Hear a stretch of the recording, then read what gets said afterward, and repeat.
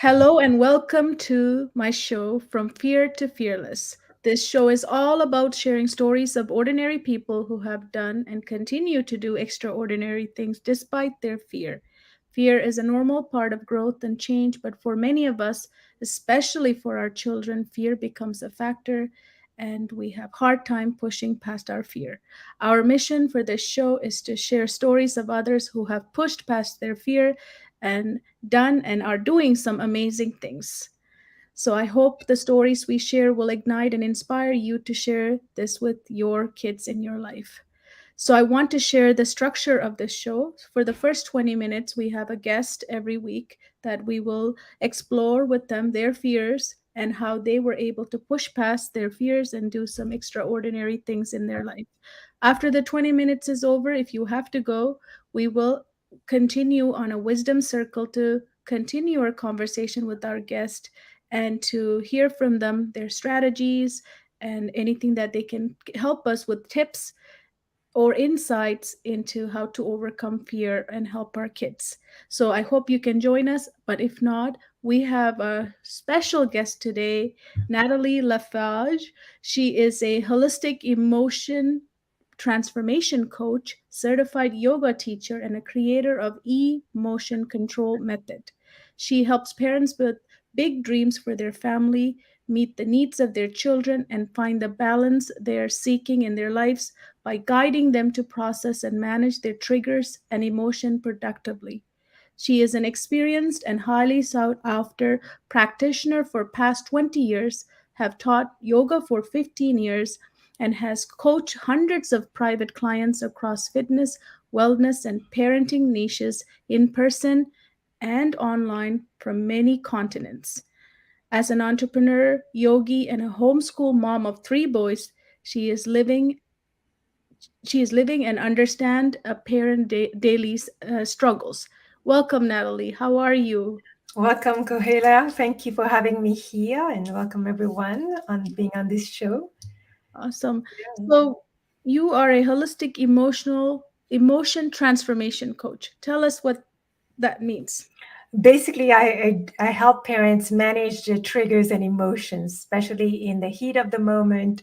Mm. When they're being triggered by their kids' behaviors or what the kids are doing or not doing. If a parent is finding that they kind of lose their cool a lot of the times and then they regret it after and wondering, how do I fix that? That's what I help them with, understanding their emotions, understanding where the triggers are coming from, and being able to shift the narrative and the story in the moment so they don't react the same habitual way they've been reacting. Yeah, Yeah. it's very important work you do for parents. Thank you. we have we have very little patience for our own kids. Yes, that isn't it? Like you probably see that in the teaching world, like you'll have So much. much more compassion for the child rather than their parents having compassion for them. Yeah, yeah. We'll talk about that a little later in our wisdom circle. But you Sure. had some fear in your life as growing up and being here. So tell us about one of the fears you had. Well, I had many fears. First of all, I left home at 18, almost turning 18 I was living on a small island in the Indian Ocean. And, but I was very curious about what the world had to offer. So for me at that age, I jumped on a plane, never had traveled by plane before, and came across the world. And that was the first step for me in that journey of discovering who I am truly. Mhm. And on that journey, I had fear from working for in the corporate world to shifting working for myself as an entrepreneur. I remember that was a big jump for me. Also, becoming a mom was a big, big fear of mine because of my own history, what I went through, and not wanting to repeat the same kind of experience with my own children. Yeah. And Yeah. So those are the, yeah, I would say so like there has been, how did you leave? an island to come to Canada, I believe, right? You're in Canada? Yes, yeah, I'm in Canada now. Well, I was very limited on the island, and I wasn't, even if my parents loved me, they cared for me. I always felt there was something missing, and I didn't feel free to just be myself. And I wanted to experience what would that be like to be myself. And the only way at that time I could imagine that I would be able to do whatever I wanted was to not live at home anymore. And even if I was not living at home on the island, because it's so small, I would still be restricted by my parent wanting to control everything that I do or would have something to say about it. So I thought in my mind, well, Natalie, if you want to explore and you want to be yourself, you're going to have to, be courageous and fly and go somewhere else and really be on your own. Yeah. That's what kind of like when I made up my mind to do it and I was okay, I'm going. Hmm. That's a Yes. big step. It was a big step then. Yes, for Yes. sure. Yeah. Yes. And then the next step, big step you did was leaving the corporate and starting an entrepreneurship. Tell us about that. Yes, so I was working in corporate from the get-go. I worked for big companies. I worked Mm. for the banks, and then I worked for Unilever, which was another big company. And I also had many positions in those companies. Mhm. But I found that after being in a role for 6 months to a year, it was very draining for me and it wasn't satisfying.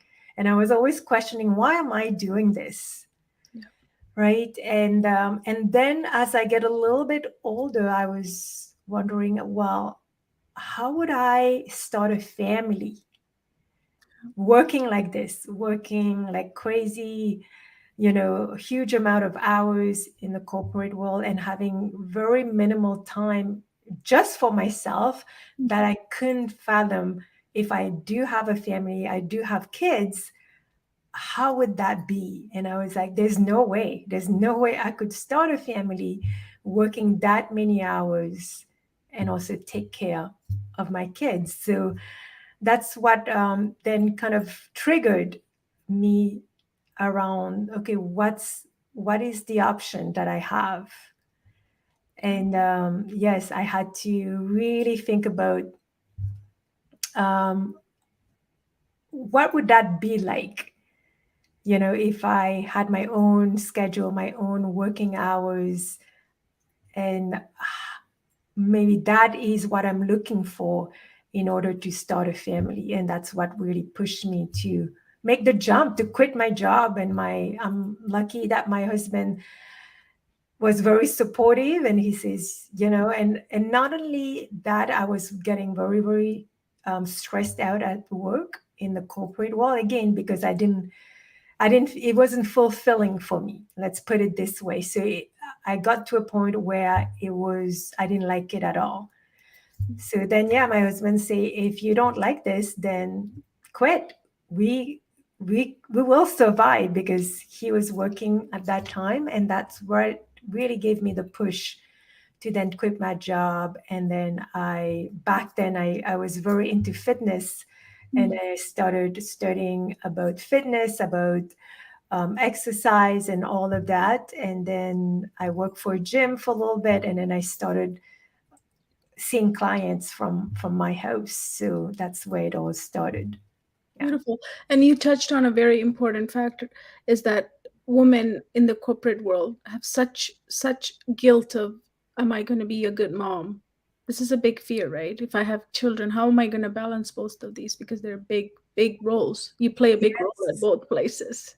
Yes, that's the truth. And I think at the end of the day, you have to, everybody, there's no right or wrong answer. It's what resonates with you. And me, I was thinking, if I wanted a family, then what kind of condition and what kind of environment do I want to raise my children? And being in corporate for me, and at that time, because it wasn't a fulfilled experience for me, then it was the right decision for me to leave. But I can see for a woman who finds their position very fulfilling and they really love what they're doing in corporate, yeah, then finding that balance is also key for Yeah, them, because they want to also enjoy who they are in the corporate world as well as raising children. children. And then the next big thing you did was homeschool your three kids. Yeah. So that was another big jump. My oldest did go to school up till grade 4, but around grade 1, 2, he didn't enjoy school. Mm, I could see it. You see that when the light is dimming, and you probably see it in students when they don't have that desire to go to school anymore. And so then that's when I started thinking about homeschooling, because he wasn't happy. Not that there was anything wrong with him. And so, yeah, but all the belief about what school represent, what would happen if he's not in the whole school system, and as a parent, having that responsibility not only to raise your children, but also now to be responsible for their education. That was a big thing for me, and I'm sure a lot of parents question that and say, what if I screw up? What if I'm not a good teacher? So all of that was playing in the background.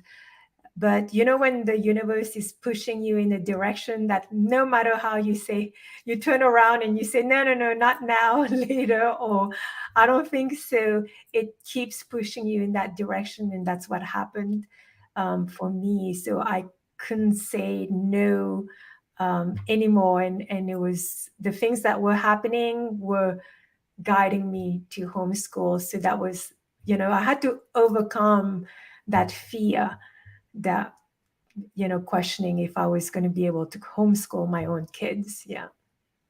so when you overcame that, how are your kids doing now? Are you proud of that decision? What did it for me when the COVID hits and we went lockdown, and I could see all the parents panicking in that moment, having to have their kids at home and helping them with their work. I looked back and was like, oh my gosh, now I know why. Yes. Because for us it was a seamless transition, because the kids were already home, we were already homeschooling for a few years.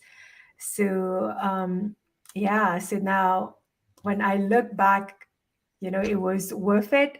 And I know that my children, they enjoy the homeschooling. My older one now is in high school, so he does the virtual learning center, but he has no desire to go into the school system. So the door is always open for them. I always say, you let me know what you want to do every year, and we make a mutual decision. Yeah. So, yeah. Yeah, that's important at that age, right? My son is asking to now also not go to the school like this after March break. He said, "Is there any way I can do all this online?" Yeah. And then I said, "Go talk to your counselor. Let's see what they say, right?" Because he Yes. doesn't want to go anymore either. Because kids have experienced during COVID. He was always wanting to go, so that's why I did it. I would have done Right. homeschool in a minute, but he wanted to go, so I honored him. And then I think he saw during the COVID how easy it was for him to complete work and focus within his own environment Right. and then have the freedom to do whatever he wants He with the wants rest to. of the time, right? So he Yeah. feels like locked into the school where a lot of it is more and more it's management of behavior, right, for teachers. So it's not to blame anybody, it's the where we are right now. Exactly. And yeah, your son, there is the virtual learning center. You can look into it. Yeah, It's and all the courses are accredited by the government. So yeah, so that's an option that he can take. yeah. So Yeah. I'm convincing him to go with me to Portugal. I wanted to move, so I'm like, this is the chance. Yes, that would be the perfect opportunity, isn't it? Yeah, he has Yes. Yeah. 2 more years. So I'm like, okay, if you don't like it, then I can work from anywhere in the world. Why not go to another school and experience some culture and diversity and new environment? So I'm kind of, you know, Yes, coach, encouraging. coaching him towards that decision. I don't want to push because you never want to Yes. push the kids, Yeah. right? You don't want to True, regret very true. that. Yeah. You So want them to make their own decision yeah, especially. and let you know what they want. Yeah. Yeah, so that's what's happening. And so the fear of homeschooling that we talked about in our one of our summit, you were my guest, Hmm. one of speaker, and that is a big one. That what you said is like, am I going to screw up my kids? I hear that all the time. Yes. So what do you say to those parents when they? I don't know if I have the answer that parents are looking for, but because we are human, and my mentor, I don't know if you know Dr. Gabor Yeah, Mate, right? He's from the West Coast, yeah, you BC, Vancouver. and he says you are going to screw up your kids no matter what. So that's a given. However, knowing what our kids really need, what's very important, what are their attachment needs, and there needs to be authentic, like you say, allowing your son to make those decisions about his own life is very important. And I think at the end of the day, as parents, as humans, we are going to make the mistakes. That's a given, and that's how we learn. However, even when we make mistakes, we can do the repair work. We can let our kids know that it wasn't their fault, that we lost our cool, for instance, right? And we can also make sure that, most of the time we are being mindful of attuning to our children's needs, Yeah, especially their emotional needs, because if we can attune and see them, hear them, validate them, and understand them, that's that's what they want at the end of the day. Yeah. mm-hmm. So even if we make mistakes along the way, but because of their essential needs are being met, those little mistake won't have such a bad effect on them if their essential needs are being met most of the time. Yeah, very very important. Yes. Yeah. Mm, And you can probably see it in the learning environment, right? If a child is not able to learn, it's usually because there's something underneath that they are not feeling safe, they're not feeling supported, or mm, whatever the case may be, and that's why they can't learn, not that they're not choosing to learn. yeah, and we associate that with their capability, right? Yes, yeah, which is that's when then we take that wrong direction Yeah, yeah. with it. And Yeah. then they say I'm not talented, or I'm not gifted, or I'm not smart enough. Or then they start calling themselves I'm dumb. You know, Yes. this is what I replace. Like my therapy is all about changing this language patterning that kids have developed because of over time. That's what they conclude. Yeah, that's the thing. They conclude that there's something wrong with them, Yeah, yeah, right? And whereas it's something in the environment, usually, which is not conducive to the child yeah, having the reflection of who they truly are, right? And instead choosing to believe that there's something wrong wrong. with their Yeah. ability. Yeah. What would you tell your younger self about fear? Gosh, I would say, Hmm. when you feel the fear, when it's present, there's two choice there, right? Hmm. Let the fear control you and you get paralyzed in the moment, or be curious about that fear, Mm. right? And if you are curious about the fear and asking why am I fearful, what am I scared of, what will happen if, the worst case scenario I'm having in my head would happen, what is that worst?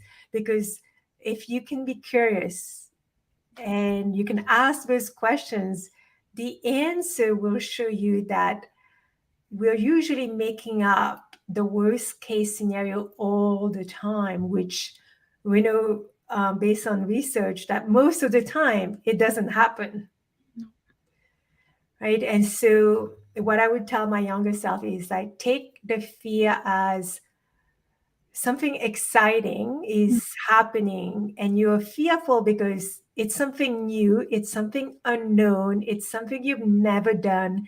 And it's completely normal to have that level of fear so we can um, kind of protect ourselves. That's why the fear is there, Yeah. right? And so we can plan. So, for instance, me wanting to homeschool, the fear was there, but the fear was there for me to do some research about homeschooling and see what would work for me as a parent, what would work for my child.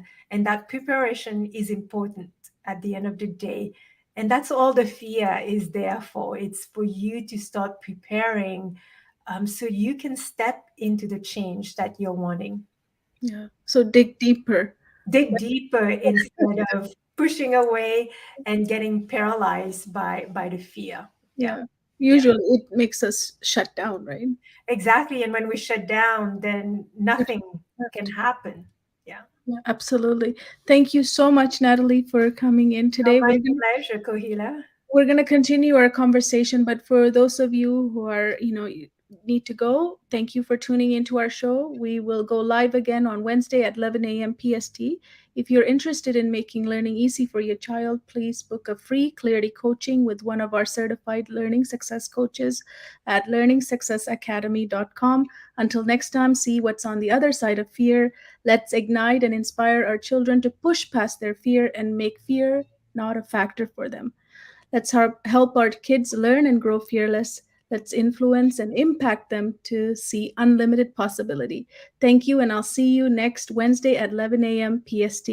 For those of you who wants to stay with us, I'm going to ask Natalie lots of questions about her emotion system. You were telling me in your bio. So tell us about that and how do you help, because trigger is a big thing because kids can trigger you in multiple ways, right? Yes. And actually, children will trigger us Yes. all the time. And I would like to start explaining what is a trigger, Okay. right? So, a trigger, think about if you had a cut on your hand, Kohila, Mm-hmm. and um, and the cut is very fresh. It just happened. It's open. It's very sensitive, and one of your child comes and brush against that cut. How are you going to react? Yeah, you're going to scream, right? In pain, Yes. which is what we do when we are triggered. Usually, sometimes our child is doing or not doing something, and in that moment, boom, we lose it, right? We scream, we yell, whatever it is that we do. However, if that physical wound was healed and your child came and brushed against it, would you have the same reaction? No. No, because it's healed. So, a trigger is when our child is brushing on an emotional wound. We can't see it, Mm. but it's there. And the moment our child does or doesn't do something that trigger us, boom, we feel those strong emotions come up and then we react the way we normally react. Mhm. So that's what happens. And because we live with our partner and our children, they are the closest people to us, they will be bound to trigger us. And the same thing, we trigger them as well, Yeah. Yeah. right? So how do I know what wound is open? So then usually I would start with what really triggers you. Is it when your child is not listening, for Mm. instance? So that's one thing as parents, right? And we've been raised for a lot of us thinking our children should listen, they should do what we are telling them to do, especially if we've asked them multiple times, 100 times, and they're still not doing it. Yes. So in that moment of trigger, when your child is not listening to you, there's a thought that comes up Mm. when you're watching this happening. And the thought often has to do with a perception of how you're viewing what is happening, Mhm. right? So, for instance, Your child may not listen to you, Kuhila, and you're like, okay, he's just busy. Okay, I'm going to wait. And even if he's not doing whatever I ask him, I'm going to wait a little bit. Whereas for another parent, the moment they see their child is not listening or doing what they're wanting, they go ballistic, they lose it. Yes.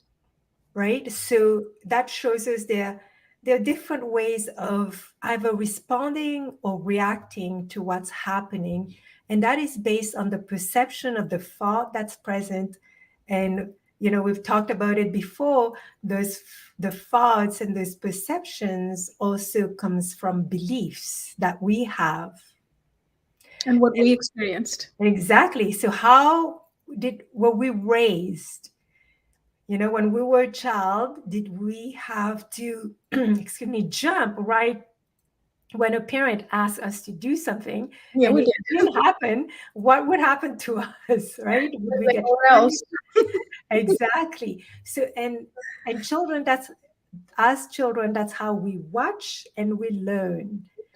And most of our beliefs, we acquired those beliefs the first 7 years of life. Yeah. And so those beliefs are ingrained in us. And as soon as we have a belief and something is happening, it will bring up the same kind of emotions that we've experienced. Yeah. Yeah. Right. So for instance, even for the parent who was brought up having to jump every time their parents said to do something, and if they didn't do that and they got punished, that was really painful. Yes. And now seeing their own child not listening, guess what? That is uncovering that story, that wound that happened. Yes. And that's what we need to address. We need to shift that belief that's there. I love it. The open wound of your Exactly. childhood trauma. And often that's what happens. And understand that childhood trauma, it can be, the physical abuse, the sexual abuse, an accident, a parent passing away, can be all of these big traumas. But for a lot of people, there were not big traumas in their life, No.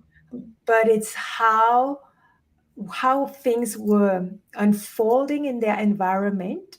And again, we were talking about this earlier on, and how children takes it on. They make it about it's something wrong with me, Yeah. right? I'm getting punished right now because I'm less than, Yeah. because I'm not lovable, because I'm not worthy. Then we put those meanings because a child cannot really comprehend what is truly happening in the moment. They Yes. can't comprehend that mom and dad they had a long day today, and they a lot of things happen at work, and so they're stressed out, and that's why they're angry. Mm. The child will just see mom and dad reacting a certain way and think, oh my gosh, I must have done something that's making them so angry that they want to disconnect with me. Mm-hmm. Mm-hmm. Yeah, exactly. Right. And that's where the disconnection happens. And if the parent doesn't do the repair work and make the child understand that it wasn't them, while the child then continues to believe that about themselves. Yeah. And the story grows, right? Their story Exactly.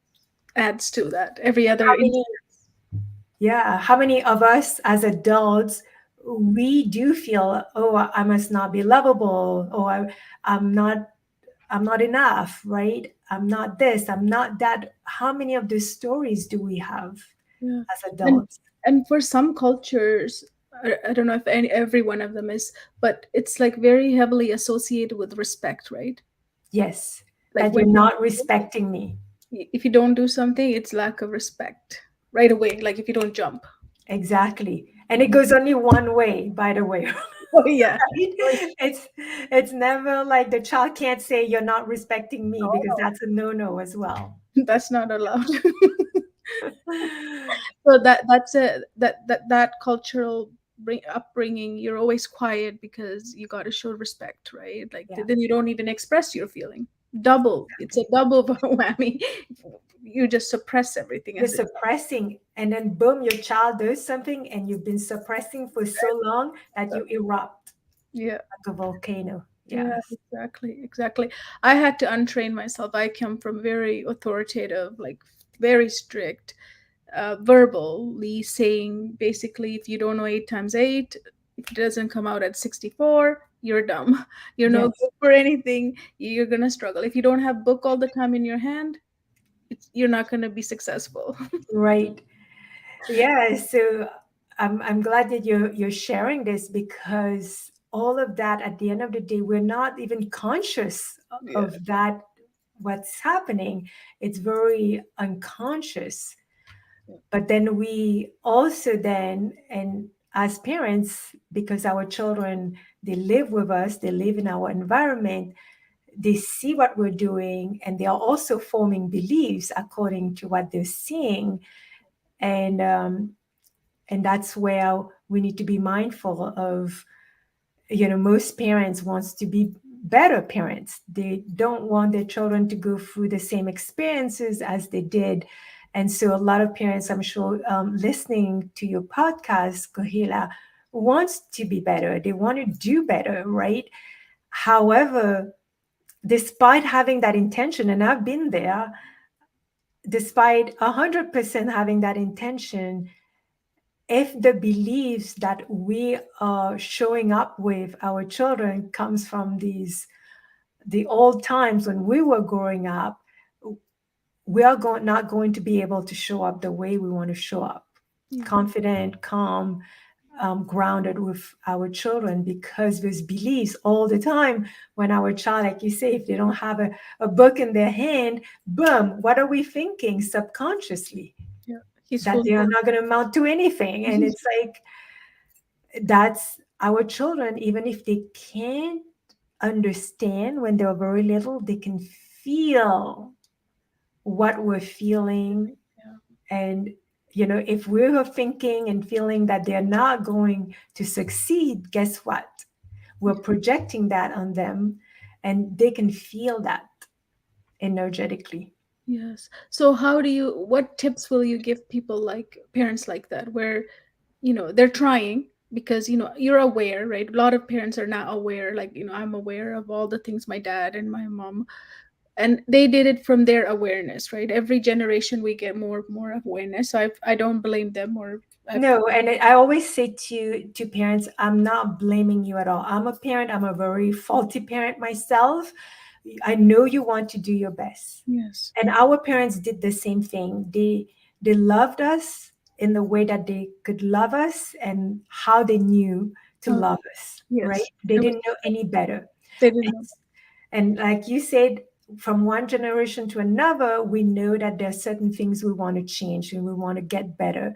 And if so, then we want to then pause and see, where are the aspects of my parenting that I know it's not feeling right to me. Mhm. But nonetheless, I keep repeating the same thing, and maybe, start even journaling. What are the things that trigger you? Yeah. What are the things that your child, and if you have multiple children, there'll be multiple things that trigger you. Write it down, because most of the time it's the same behaviors that trigger us, Yes. because of that wound, that underlying wound.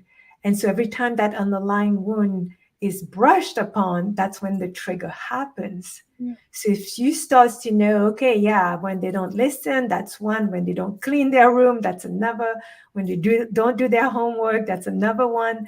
Yeah. And then asking yourself, what do you believe when they don't listen? Like Yeah. you said, they're not respecting me, perhaps, Yes. right? Respect is a big thing for me, because of my dad. That's how he Yeah. controlled everything, Yeah. right? So, And so asking yourself, is that true? That your child in the moment is choosing not to respect you, mm, yeah. right? So asking these questions then allow you to come to an understanding of, yeah, perhaps what I'm believing is not applicable today with my children, Mhm, mhm. right? And that's when, but when those expectations that I have that comes from those beliefs are not met, that's when it upsets me. So how can I change the expectations that I have? One of What the things I do is just pause. Like I don't answer my son right away because I yes, need to take a deep breath and come back out of my trigger point and then settle down and then I can talk, right? So that's one of the exercises I do because as they grow too, right, into teenage years, you got to shift the way you're speaking to them. exactly. Yeah. Because as a teenager, your son is probably a grown, He's looks 12. like a grown adult, even if he's not, right? And so they're going to start voicing out Yes. what they're feeling and what they're seeing. And for me too, I had to adjust to that when my son starts voicing out. And that's what I tell myself, okay, just calm down and just listen to what he has to say, Yeah. Fully right? listen. Don't interrupt. No interruption. I want to give him the chance to tell me his point of view, just like I would give another stranger. Or, if we were having a discussion and you were telling me something important, I would stop and listen, right? And so, same thing when we talk about respect, we want our children to respect us. We Yes. also need to respect what they want to share with us. Yes.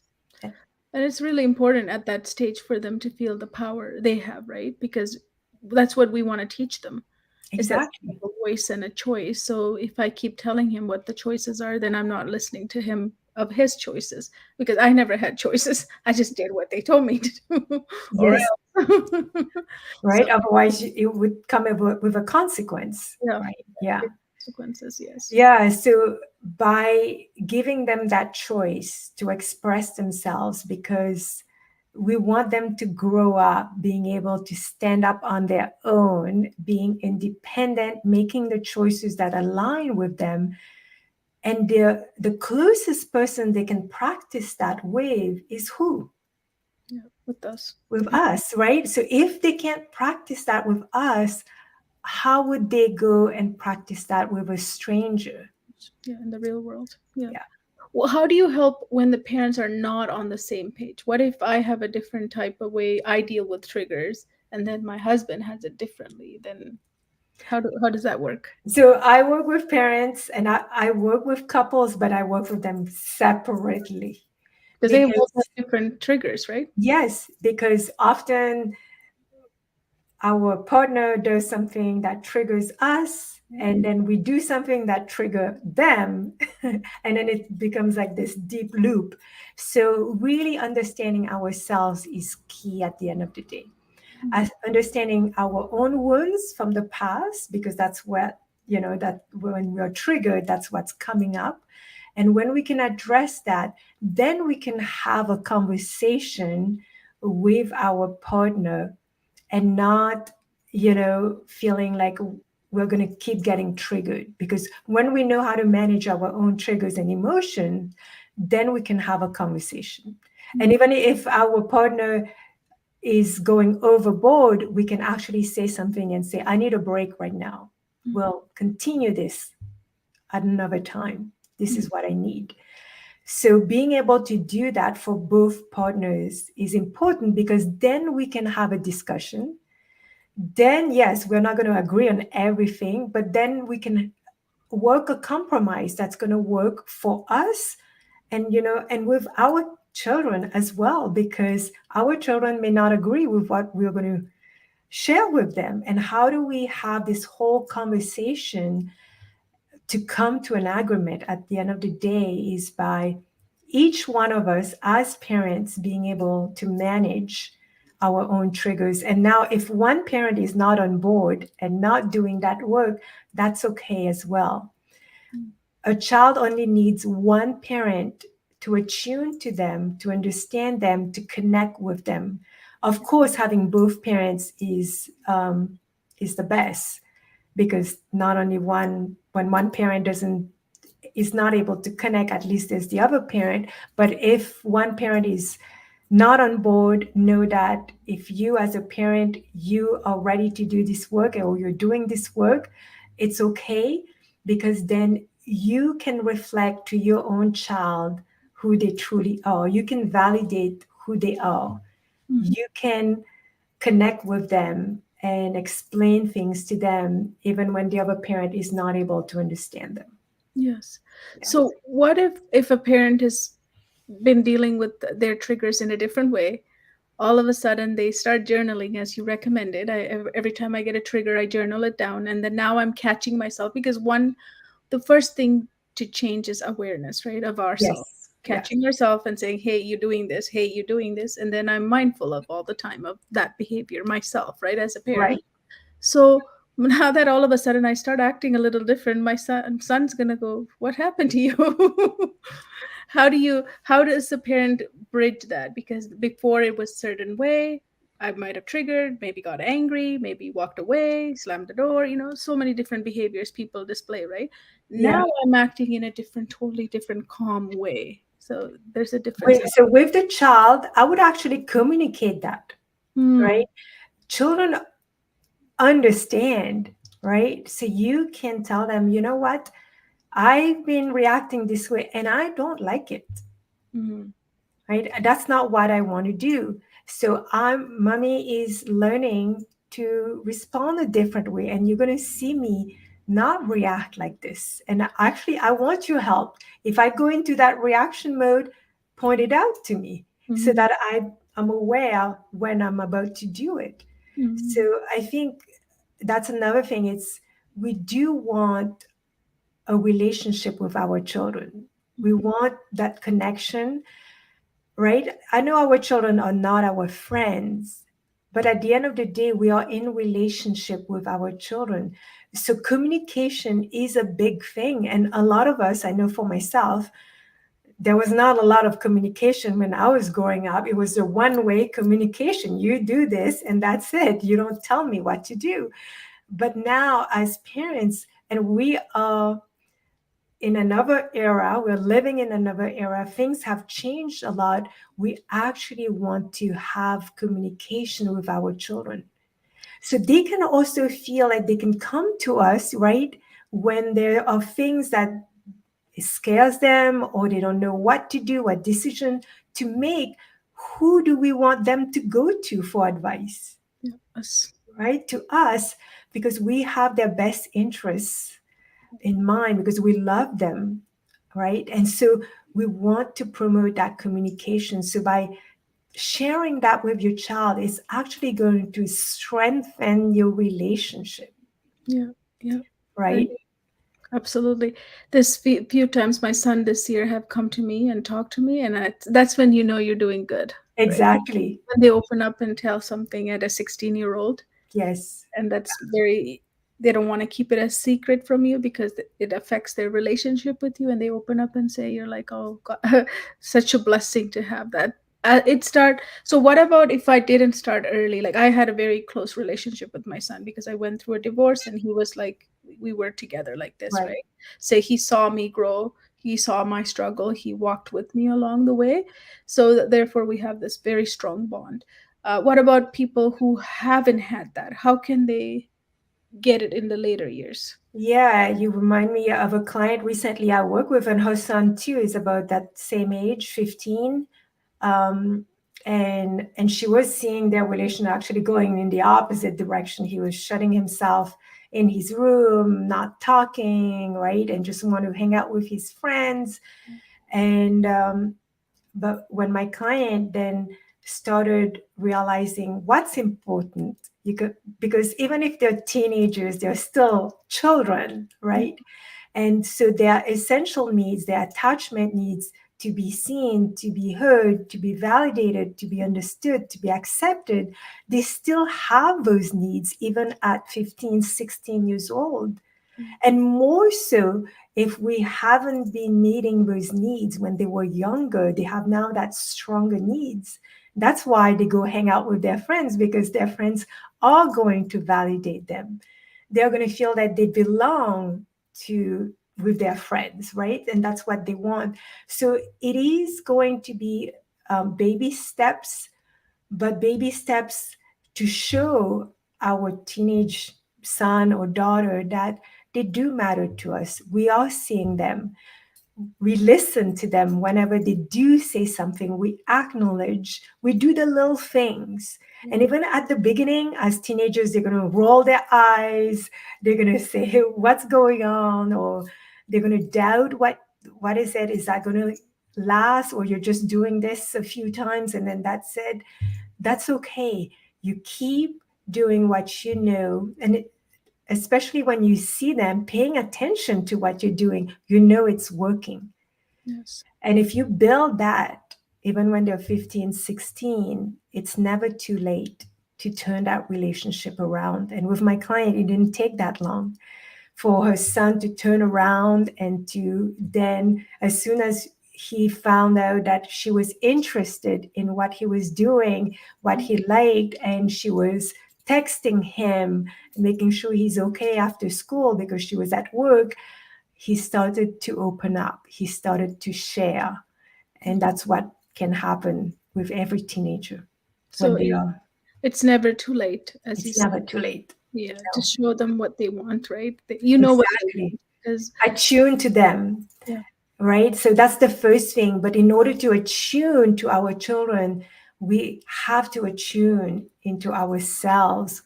What is it that we need and do that for ourselves? Like, that analogy when they say, when you go on the plane, you put your mask on and then put your child's mask on. So the same thing, we need to learn how to manage our triggers and our emotions and attend to our needs. And then from that place, it's so much easier than to attune to understand our children. What are they going through? What are they feeling? What are they needing from me?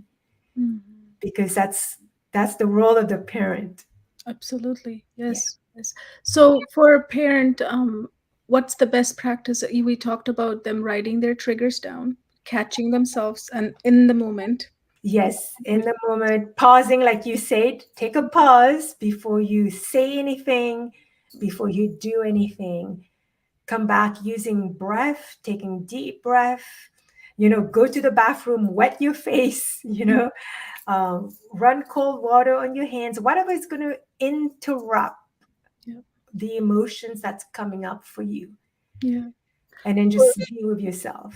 For me, because my dad was physical too, but verbal most of the time, it's me controlling my words was so Yes, important in the beginning stages of when I started, even in when he was young and stuff. Like instead of saying "don't touch that, it's gonna break," like just like fast enough to say something that like my dad would say. yes, yeah, That just pausing and just not saying is better than saying and then regretting. yes. And that's how you flex that muscle of Yeah, pausing, right? yeah, And remind yourself, I don't have to say anything. There's nothing crazy happening right now. yeah. Just wait a moment. And then the more you do it, the easier it is. And then you're installing a new habit. Yeah, and I'm relaxed parent. I'm a relaxed parent now around situation. Like if his room is not if it's not clean and tidy like I want to, I just walk away and see how long it takes. Yes, And then he's going crazy himself. Like now he goes crazy. It's like I can't exactly. find anything. I'm like, yeah, you can't. Yeah. That You're mess. the one who have to live with it, right? At Yeah, the end of the as long day, as you right? close the Yeah. door, I'm okay. It's Yeah, your bedroom. You keep it however you want. But exactly. good enough, you got to, take care of the chaos. Yeah, because at one point or another, they're going to have to learn, right? Yeah. I'm not So, gonna go and do it. That's another exactly. thing. My mom was a doer. So she taught me that just do it. Just don't voice it, do it, do it. I'm like, no, no, no. I'm not teaching him anything. That's another thing, right? Overdoing. Overdoing. And then how do you feel afterwards when you overdo all the time? Yeah. You get Bad. more resentful, right? Yeah, bad because now not only I feel like he's using me because he's not doing his share. So, but sometimes parents feel like, oh, he's busy, or, some people have the validation to it too, right? I Yes. don't have that with him, but I leave it now. I don't put my expectation on him. Yes, and that's key, right? Not putting your expectations on him. And often that's what we tend to do as parents. So not that we won't have expectation, we do have expectation, but when we see that our children are not meeting those expectations, that's the time to pause and review those expectations and see where are we missing the point here. Mhm, mhm. So, what else can you tell a parent who's listening who has a? We talked a lot today about teenagers because Yes. you have a son in that age range now too, right? Well, two sons, my middle one just turned 13. Oh, So now I yeah. have two teenagers and I also have a 9-year-old. Yes. So I would say from the beginning, right? I don't know if you know the author Bruce Perry. He wrote a book with Oprah. Um, and he mentions that even the first few months of life, Mm, of a baby's life, is very critical in how they develop and who they become later. So we know now, the research is out there, that the first few years of life are the most critical. yeah. This is where, we need to attune, we need to learn to start attuning. And that our babies, when they're crying, our toddlers, when they're having tantrums, and we can see those behaviors that usually would trigger us at times, that know that they're not doing this on purpose. Yeah. Because often that's what we are, how we perceive it. Oh my gosh, like, not again. What is it that you need? But of course they need something. And yes, we may be tired of it, but that's when we have to go take care of us, so we can come back and we're able to attune, because the behaviors, the crying or whatever it is there because that's how they communicate with us. That's their mean of communication. As a baby, when they come into this world, there's no words yet. They have no concept of the world, but they can feel. And when something doesn't feel right in their bodies, they communicate it through crying. And so, if we can shift our perspective, that if our baby or our toddler has been crying for a while, that there is something that they are trying to tell us that they're needing, Yeah. right? So, and those are what are the things? Like, they can be the physical, which we're really good at, like making sure they're warm, making sure they're fed, that we change the diaper if they're an infant, but also maybe they want to be seen by us. Maybe they want us to listen to them. Mhm. Maybe we've been too busy. We are not attuning that way. And a lot of those things are very small things. They're not big, major things that we're missing. But that's why we're missing them, because they're very small things that needs to be done along the way for the child to feel seen, heard, accepted, loved, cared for, and therefore safe to be who Mhm. they are. Absolutely. Thank you. Thank you so much. You're Um, welcome. so to reach Natalie, I'll leave it in the show note, your website, so you Yes. can work with parents to help them, you know, not get triggered Yes, or yes. manage the trigger. Manage the triggers. You're going to get triggered, but it's how you manage them. Yeah, Yes. yeah, Yeah. and acknowledging it, right? And also curing your own during. I mean, that's why I love having children is they help you go back to your triggers and help you face them.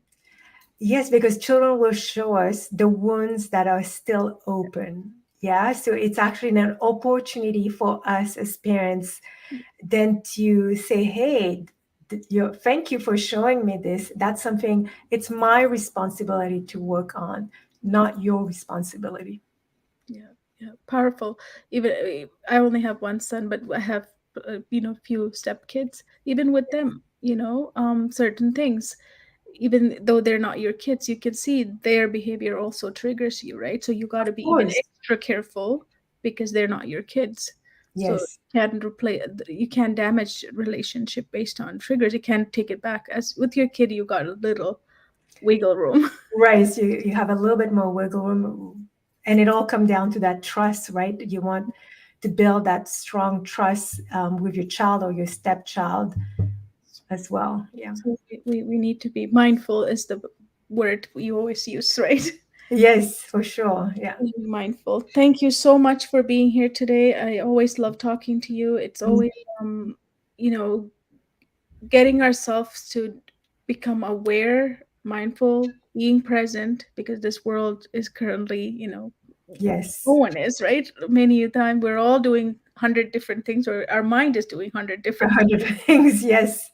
And kids know those. Our kids know when you're not present. Oh, they can feel it. They can see it, they can feel it right away. So that's why even if you haven't used any words, they already know, they already feel that there's something off going on.